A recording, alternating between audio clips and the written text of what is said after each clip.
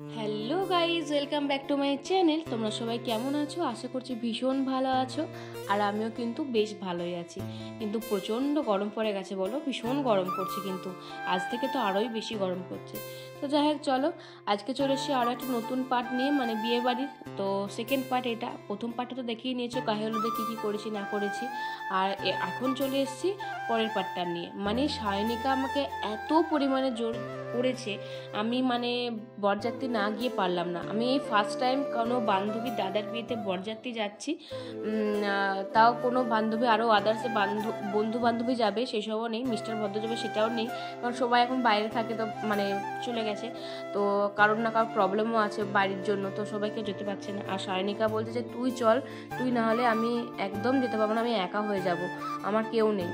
তো সেই কারণে সব কিছু ভেবে আমি ওকে বলছিলাম যে দেখ, যাবো ঠিক আছে, কিন্তু আমার সাজগোজ আরে কিছুই করতে পারবো না, মানে একটু মেকআপ না করলে কী করবে। আর মেকআপের আমি জানি না, ঠিক মতন করতেও পারি না, চুল বাঁধতে পারি না। তো যাই হোক, এসব ও বললো যে দেখ চোখ ঠিক হয়ে যাবে, তোকে এমনি সুন্দর লাগে, তুই চল চল চল। তো এসব করে ভাবলাম যে ঠিক আছে চলো যাই, ও মেয়েটা এতবার ধরে বললো। তারপরে তো চলে এলাম। আর এদিকে দেখো বড় কিন্তু পেরিয়ে গেল। আর তখন বাজছে কটা জানো? প্রায় 8টা তো পেরিয়ে গেছে। এই বর যে বেরোনো তখন 8টা বাজছে, আর আমরা যখন বেরোবো তখন 8:30 বাজবে এরকম।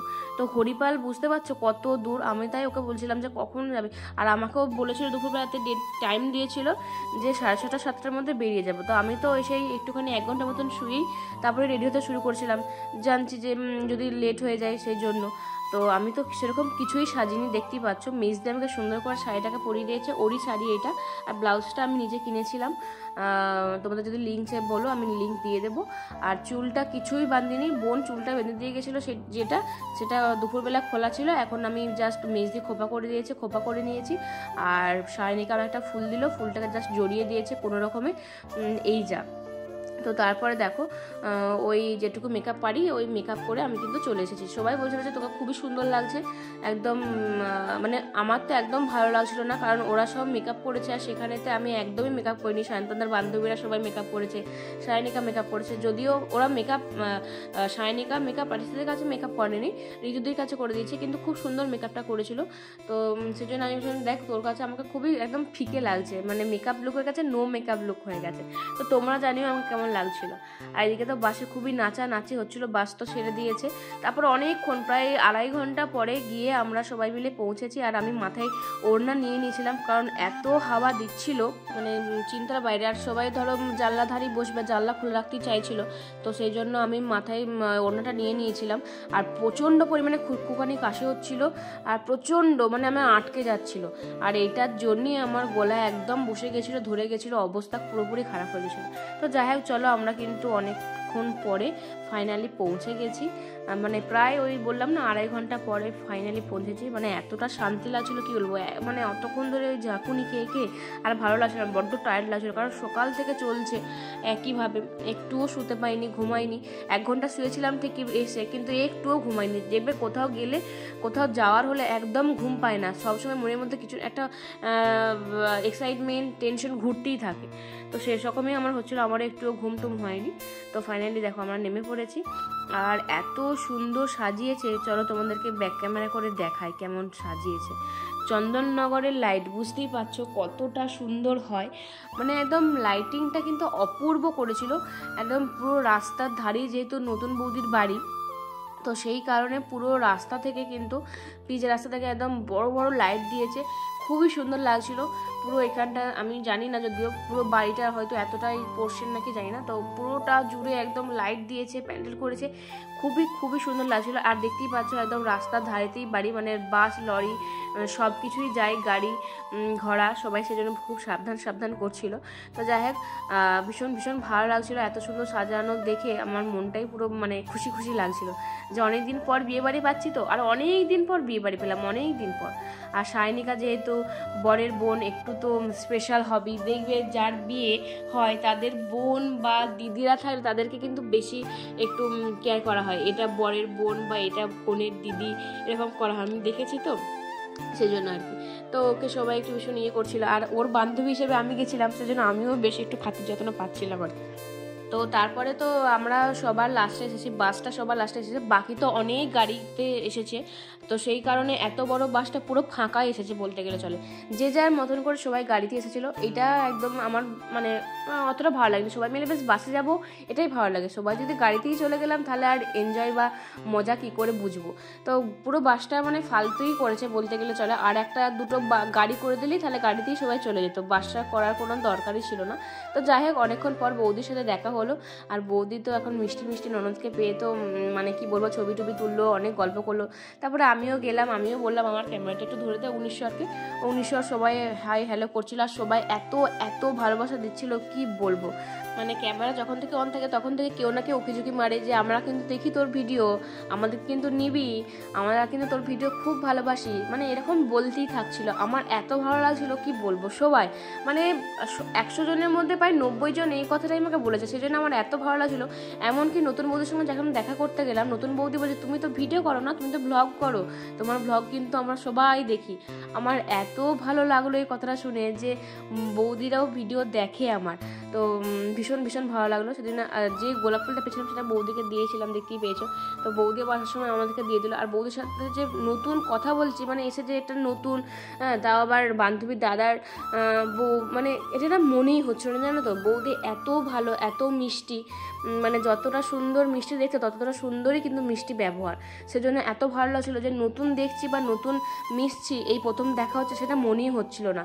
একদম মনে হচ্ছিলো যেন অনেক দিনের চেনা জানা, আমাদের অনেক দিন কথা বলি, তো এটাই মনে হচ্ছিলো। ভীষণ ভালো লাগছিলো, ভীষণ ভালো, আমার তো খুবই ভালো লেগেছে। তো তারপরে বৌদির সাথে দেখা করে আমরা কিন্তু বরের সাথে দেখা করতে এলাম। বর তো এখানে চুপচাপ বেচারি বসে আছে, বরের বন্ধুরা কোথায় এখন মানে চলে গেছে। বর দেখে মনে হচ্ছে বরের বড্ড ঘুম পেয়ে গেছে, একদম চোখ ছোটো ছোটো হয়ে গেছে, লাল লাল হয়ে গেছে। তো চলো এবারে সব কোথায় কি যাওয়া যায়। এখানে কয়েকটা ছবি তুললাম, বৌদির সাথেও কয়েকটা ছবি টবি তুলেছিলাম, তারপরে রিলস বানিয়েছিলাম, প্রচুর প্রচুর বানিয়েছি, সেগুলো তার ভিডিওতে রাখতে পারিনি।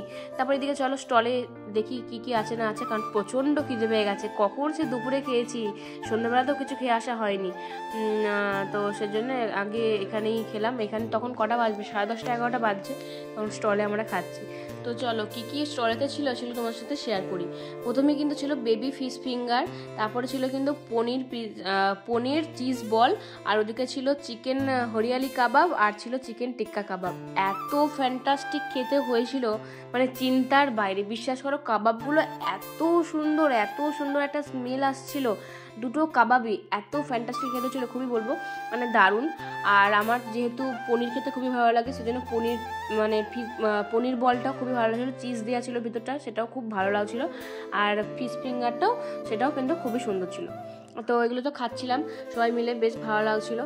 ও আমাকে খাই দিচ্ছিলো, আমি ওকে খাওয়াচ্ছিলাম। এদিকে ঋতু দিয়েও কিন্তু সুন্দর করে দেখো সেজে এসেছে। সবাই ওই গাড়িতে এসেছে বলে সেজন্য বাচ্চাদের কারোর সাথে সেরকমভাবে দেখা হয়নি। সায়নিকারও গাড়িতে আসারই কথা ছিল, কিন্তু ও বলে যে না, গাড়িটাতে সবাই চলে গেলে বাসটাতে আমার বাবা করেছে, বাসটাতে কে যাবে, চল আমরা বাসেই যাই। আমিও বললাম যে হ্যাঁ চল, বাসেতেই বেশি মজা হবে, এনজয় করতে করতে যাবো, চল বাসেই যাই। তো বাসেতে প্রচুর নাচানাচি হয়েছে, সেসব আমি আর ভিডিওতে রাখতে পারিনি, কারণ ওইগুলো ওদের ফোনে করা ছিল, মানে ওদের ফোনে আমি করে দিচ্ছিলাম, সেজন্য আমার ফোনটাতে আর তখন অন করা হয়নি, সেই কারণে আমি আর নাচা গানাগুলো রাখতে পারলাম না। তো যাই হোক, এমনি কপিরাইট চলে আসতো, আমি সেই রকমভাবে রাখতেও পারতাম না, আমাকে সে ভয়েস দিতেই হতো, সেজন্য আর রাখা হয়নি। আর এদিকে দেখো তারপরে স্টলেতে কিন্তু মকটেলও ছিল। তো ও আমাকে ফার্স্টে বললো যে তুই নে, তারপরে আমি নিচ্ছি। এখন বুঝতেই পারছো ওর দাদার শ্বশুরবাড়িতে এসেছি, মানে ও আমার কদরটা একটু বেশি করছে, মানে আমি বান্ধবী হিসেবে এসেছি, তো ও কী করবে না কেউ খুঁজেই পাচ্ছে না, সবসময় আমাকে চোখে চোখে রাখছে আর কি। তো বেশ ভালো, আমি ওকে বলছিলাম যে ওরকম করার কিছু নেই, আর আমার সত্যিও ওরকম করার কিছু নেই, আমি সবার সাথে মিশে যাচ্ছিলাম, সবাই আমার সাথেও মিশে যাচ্ছিলো, বেশ ভালো লাগছিলো। কাউকে মানে মনেই হচ্ছিল না, আমার সত্যি কথা বলতে কি বলতো, আমার এত ভালো লেগেছে ওদের ফ্যামিলিটাকে, মানে আমার মনেই হচ্ছিল না যে আমি এই প্রথমবার এখানে এসেছি, বা ওদের ফ্যামিলিটার সাথেও আমি এই প্রথমবার কোথাও যাচ্ছি, বা বিয়ে বাড়িটা এতটা নিজের মতন করে আমি কাটিয়েছি, এতটা এনজয় করেছি, মানে পুরো আমাদের নিজেদের ফ্যামিলি, দিদির বিয়ে দাদার বিয়ে যেমন হয় না, পুরো সেরকম সায়নিকার মানে সায়ন্তনদার বিয়েতেও আমি সেম এনজয়টাই মানে মজাটাই করেছি, খুব খুব এনজয় করেছি। মানে কি বলবো, অনেকদিন পর বিয়ে বাড়ি পাবো বলেছিলাম, কিন্তু এতটা এনজয় করতে পারবো সেটা কোনোদিনও ভাবিনি, মানে আরও সময় থাকলে আরও এনজয় করতাম, কিন্তু আমি একাই আমি ভীষণ এনজয় করেছি সায়নিকার সাথে, মানে ভীষণ ভীষণ কি বলবো, সবাই এত এত ভালো, সবাই ভীষণ আমাকে ভালোবাসছিল আর সবাই ভীষণ কেয়ার করছিল, সেজন্য আরোই যেন ভীষণ ভালো লাগছিল।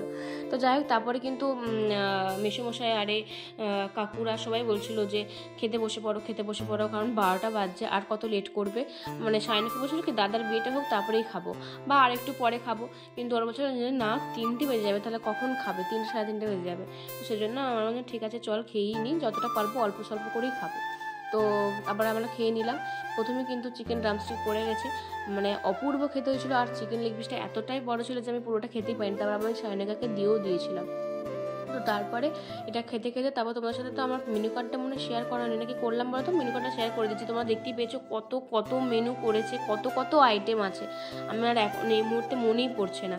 তোমরা প্লিজ একটু পজ করে দেখে নিও যে কত কত আইটেম করেছে, আর মানে কত মানে স্ট্যান্ডার্ড আইটেম, মানে খুবই সুন্দর যেগুলো হয়েও ছিল। আর টেস্ট নিয়ে কোনো কথা হবে না, জাস্ট অপূর্ব টেস্ট হয়েছিল, অপূর্ব। অনেক দিন পর এত সুন্দর একটা বিয়েবাড়িতে আমি এত সুন্দর টেস্টি খাবার খেলামও। তো ওইটা খাওয়ার পর ওই কুলচাটা মানে অনেক জায়গাতে খেয়েছি, এত টেস্টি মনে হয়নি, মানে অপূর্ব খেতে হয়েছিল, শুধুই খাওয়া যাচ্ছিলো, এত টেস্টি হয়েছিল। তারপর ভেটকি মাছের পাতুরিও আমি সেরকমভাবে কোথাও খাইনি, এখানে খেলাম প্রথমবার, তো খুব ভালো লাগলো। তারপরে মটন পোলাও, দেখতেই পাচ্ছ কতটুকু পরিমাণ করে নিয়েছি, কারণ আমি নষ্ট করতে একদমই চাইনি, সেই কারণেই সব কিছু আমি অল্প অল্প করে নিয়েছিলাম। আর যেগুলো খেতে পারিনি আমি একদমই নিইনি, মিষ্টি আরে কিচ্ছু নিইনি। এখানে চন্দননগরের মিষ্টি নাকি ভীষণ ফেমাস ছিল, এনেছিল চন্দননগর থেকে না কোথাকার বলছিল, আমি ঠিক জানি না, যদিও দাদার বিয়েটা হলো হরিপালে, তো বলছিল খুবই ভালো, সত্যি সন্দেশগুলোটা খুব ভালো ছিল, আইসক্রিমটা খুব ভালো ছিল, কিন্তু সেগুলো আমার দেখানো হয়নি। তো তারপরে দেখো এদিকে বকতে বকতে আমার কিন্তু খাওয়া দাওয়া কমপ্লিট হয়ে আমি কিন্তু চলে এসেছি বিয়ে দেখতে, বিয়ে শুরু হয়ে গেছে। এদিকে কিন্তু বরের শাশুড়ি মা, মানে একদম সুন্দরী শাশুড়ি মা আমাদের কিন্তু আশীর্বাদ করছে, এখন বরকে বরণ করে নিচ্ছে। এদিকে বর তো আমাদেরকে হাই হ্যালো করছে, আমরা সবাই জিজ্ঞাসা করছিলাম যে বিয়ে করতে বসলো কেমন লাগছে, বলছে একদম ভালো লাগছে না, কান্না পাচ্ছে, এরকম করছে, ইয়ার্কি মারছিল। আর আমরা সেটাই বলছি যে মনে মনে খুবই কিন্তু পুলকিত হচ্ছে, বাইরে দেখাচ্ছে যে একদম ভালো লাগছে না, কান্না পাচ্ছে, এসব বকছে। তো যাই হোক চলো, আমরা সব তোমাদেরকে এটাই বলছিলাম যে চলো পুরো ভিডিও মানে পুরো বিয়ে তোমাদেরকে দেখাবো কি হচ্ছে না হচ্ছে সবটাই। আর এই সময় না কে একটা যেন গ্যাস ছেড়ে দিয়েছিল, এত গ্যাস কি বলবো, এটা নিয়ে আমরা এত হাসাহাসি করছিলাম যে পুরো একদম উল্টে আসছে, বমি পেয়ে যাচ্ছে, এত বিচ্ছিরি একটা গন্ধ ছাড়ছিল এখানটাতে। সবারই পেছনটাতে আমরা বসেছিলাম, তো মানে উঠে যেতেও পারছিলাম না, সিট পাবো না পরে, আবার মানে বসে থাকতে থাকতেও বমি পেয়ে যাচ্ছিলো, এরকম ব্যাপার, ভীষণ হাসাহাসি হচ্ছিলো এই সময়টা। তারপরে দেখো এদিকে কিন্তু নতুন বউকে আনার জন্য দাদার সামনে সবাই তোড়জোড় শুরু করে দিয়েছে। এরপরে সেই মালা বদল, শুভদৃষ্টি, যাইবার মানে সব কিছুই হবে রিচুয়ালসগুলো। আর এখানগুলোতে আমরা এত এত হাসাহাসি করেছি, কারণ দাদা এত লজ্জা পাচ্ছিল, এত লাজুক বর আমি জীবনে একটা দেখিনি, মানে এত লজ্জা পাচ্ছিল, এত মুচকি মুচকি হাসছিল, সবাই হেসে আমরা জাস্ট ঘোরাঘুরি খাচ্ছিলাম। তোমরা নিশ্চয়ই দেখিয়েছো, তোমরা অনেক কমেন্টও করেছো যে এত লাজুক বর সত্যি দেখিনি, যেটা কিন্তু ফেসবুকে তো মিনিমাম ওই 11K এর মতন ভিউজ হয়েছে, আর এটা ইনস্টাগ্রামেতেও কিন্তু 60K পেরিয়ে গেছে ভিউজ হয়েছে। আর ইউটিউবে আমার পোস্ট করাই হয়নি, ইউটিউবটা এখন আমার আর শুধু ব্লগ ছাড়া রিলস কোনো পোস্টই করা আছে না, শর্ট ভিডিওগুলো। তো যাই হোক সব কিছুই করতে হবে মিলিয়ে পারছি, মানে আমি পেরে উঠছি না আর কি। আর এদিকে রাকেশ দা তো একটু শুভদৃষ্টি করছিলাম, আমি তোরাই সব কী করছিস, সবাই বলছিল একটু আর কি মজা, এগুলো যদি বিয়ে বাড়িতে না চলে সেটা আর কি হবে বলো। তো তারপর আর ক্যামেরাম্যানদের তো ছবি তোলার শেষ নেই, এরকম করো এরকম করো, এই করতে করতে বিয়ে আরও দেরি হয়ে যায়। তো এই যে এগুলোই দেখাচ্ছিলাম যে চলো সব কিছুই দেখাবো তোমাদের সাথে। আমরা বড্ড আলা হয়ে যাচ্ছি, আরও যে বিয়ের যে কত কী নিয়ম হয়, বাপরে বাপ, সবাই আলা হয়ে যায়, সারাদিন না খেয়ে এত নিয়ম পালন করতে করতেই হাঁপিয়ে যায়। তো তারপরে থেকে বিয়ে কিন্তু বসে গেছে, আর আমি সবটা কিছু দেখাতে পারছি না, ওই শর্টসের মাধ্যমেই তোমরা দেখে নিও, তোমাদের পোস্ট করিয়েছি ওগুলোর মাধ্যমেই দেখে নিও তোমরা আর কি বা এখানে দেখবে। তারপর সব কিছু হয়ে যাওয়ার পর এখানে কিন্তু ঠাকুরমশাই সিঁদুরদানের জন্য বলছিল, তো সিঁদুরদান এরপরে হয়ে যাবে। তো অনেক প্রতীক্ষার পরে, যদিও এটা দাদার লাভ ম্যারেজ নয়, দাদার কিন্তু এটা অ্যারেঞ্জ ম্যারেজ। তোমরা অনেকেই জিজ্ঞাসা করছো যে দাদার কি লাভ ম্যারেজ নাকি অ্যারেঞ্জ ম্যারেজ, দাদার এটা অ্যারেঞ্জ ম্যারেজ। তো সবাই আশীর্বাদ করো, ওদের এই নতুন জীবন যেন খুবই সুখময় হয়, খুব যেন ভালো থাকে দুজনে, খুব যেন শান্তিতে সুখে শান্তিতে ঘর করতে পারে, সংসার করতে পারে। আর কংগ্রাচুলেশন আমার তরফ থেকেও, তোমরা খুব ভালো থেকো। তো যাই হোক, এদিকে দেখো মানে এই যে একটা পূর্ণতার হাসি, সত্যি সেটা কিন্তু সুন্দর হয়। পূর্ণতার হাতে সত্যি যে সুন্দর হয় সেটা কিন্তু এই যে মিষ্টি মিষ্টি কাপলদেরকে দেখি কিন্তু বুঝতে পারা যাচ্ছে। যতটা মিষ্টি দাদা ততটাই মিষ্টি কিন্তু আমাদের বউ দিয়ে হয়েছে। দুজনকে কিন্তু দারুণ মানিয়েছে। তোমরাও জানিও যে আমাদের এই ব্রাইড আর গ্রুমকে কতটা সুন্দর মানিয়েছে একসাথে। তো তারপরে সেই খই ছড়ানো আরে যেগুলো হয় তো হওয়ার পর মোটামুটি বিয়ে টিয়ে আমাদের কমপ্লিট হয়ে গেছে। এখনও আমি বসে বসে আছি, সায়নিকা ওইদিকে একটুখানি বসেছিল, আমি তো শুধু ক্যামেরা করতে যাচ্ছিলাম, একবার করে বসছিলাম, একটু করে জল খাচ্ছিলাম, এই করছিলাম। বড্ড হাঁপিয়ে যাচ্ছিলাম, বড্ড টায়ার্ডও লাগছিলো যে কখন শেষ হবে, একটু গাটা আমি হেলাবো, কিন্তু যতক্ষণ ধরো একটু সব কিছু কমপ্লিট না হচ্ছে ততক্ষণ তো সব কিছু করাও যাবে না, সেই জন্য কিছু করাও যাচ্ছিল না, বসেই থাকতে হচ্ছিল। মোটামুটি বিয়ে কমপ্লিট। এদিকে ক্যামেরাতে টাটা করে কিন্তু চলে এসছে। এদিকে আমরা আবারও ধরে নিয়েছি এটাই ছবি তুলবো বলে। আর জিজ্ঞেস করছিলাম যে বিয়ে করে কেমন লাগছে। দাদা তখনও হাতটা জড়ো করে দাঁড়িয়ে আছে। আমি বলছি এখনও হাত জড়ো করে দাঁড়িয়ে থাকার সিন নেই, এরপরে বিয়ে হয়ে গেছে, এরপরে ওই হাতটা সবসময় কাঁধেতে থাকবে। তো এটাই বলছিলাম যে বিয়ে করে কেমন লাগছে বলো। তো দাদা বলছে যে ভালোই লাগছে, বেশ ভালোই লাগছে, টায়ার্ড লাগছে। বৌদি বলছে ঘুম পাচ্ছে বিয়ে করে আমার, এরপর আমি আর পারছি না। তারপরে সত্যি তাই একটু ছবি টবি তুলে ওদেরকে ছেড়ে দিয়েছিলাম, কারণ সত্যি সকাল থেকে চলছে, ওদের আর মানে সম্ভব নয় এই জিনিসগুলোকে সবসময় এই ক্যামেরার মধ্যে সব কিছু রাখা। তো যাই হোক, তাও আমাকে যে প্রত্যেকটা সময়ে যে টাইম দিয়েছে হাসি মুখে, মানে একটুও বিরক্ত হয়নি। যখনই গেছি দাদা এই করো, বৌদি এই করো, সঙ্গে সঙ্গে করেছে। আমার এটা ভীষণ ভালো লেগেছে যে ওরা বুঝেছে যে আমি ভ্লগ করি এই জিনিসটা, আর হাসি মুখে সব কিছু মেনে নিয়েছে। তারপর আমরা বসে বসে সবাই রিলস করছিলাম, এখানে ভিডিও বানাচ্ছিলাম, সেগুলো আস্তে আস্তে তোমাদের সাথে সব কিছু শেয়ার করবো। তো চলো ওইদিকে দাদা বৌদি কী করছে সেটা তোমার সাথে শেয়ার করি। এদিকে যখন এলাম তখন দেখলাম দাদা বৌদি প্রায় খাওয়া দাওয়া কিন্তু কমপ্লিট হয়ে গেছে, এবার মিষ্টিগুলো খাওয়ার পথে, তাও একটুখানি খাইয়ে দিচ্ছিলো আর কি। বৌদি বলছে না আমি আর একদম খেতে পারবো না, একদম খাওয়া দাওয়া কমপ্লিট হয়ে গেছে। আর তখন বাজবে কটা, 4টের মতন বাজছে। তো চলো এরপরে হচ্ছে যে খাওয়া দাওয়া তো কমপ্লিট, এখানে টাটা সবাই ওরা কিন্তু করে দিল। ওরা ভীষণ আমাকে সাপোর্ট করছিল, ভীষণ। বৌদিকে কি বলবো, পুরো চুমু বৌদি পেয়েছি আমরা। তো তারপরে এই যে বাসর ঘরে কিন্তু এসে গেছি, আর বাসর ঘরেতে বড্ড মজা হয়েছে। এই প্রথমবার কোনো বাসর ঘরেতে রাত জাগলাম না, প্রথমবার না, দিদিদের বিয়েতে জেগেছিলাম যদিও, কিন্তু দিদিদেরও তো এত রাতে বিয়ে হয়েছে যে সবাই ঘুমিয়েই পড়েছিল। এখানেও ঘুমিয়েছিলাম কিন্তু একটুখানি জেগেছিলাম। সবাই গান টান করছিল, সবাই হাই হ্যালো করছিল, সবাই শুধু বলছিল মমি কিন্তু একদম মমির কাজ করতে একদম ঠিকঠাক আছে, যে যতই যাই করুক কেন মমি কিন্তু রিলস ভিডিও আর ব্লগ কিন্তু টাইমে বানিয়ে নিচ্ছে। আমি বলছি হ্যাঁ আমার যেটা কাজ আমাকে তো বানিয়ে নিতেই হবে। এদিকে আমার দাদাকে বলছিলাম তুমি একটা গান করো তো, দাদা গান করছে জন গণ মনোযোগী, ওই গানটা করছে। আর বৌদির সাথে হচ্ছে যে হাততালি দিয়ে দিয়ে সে হরে কৃষ্ণর মতন করে করে ঘাট দুলিয়ে বেশ ভালো লাগছিল।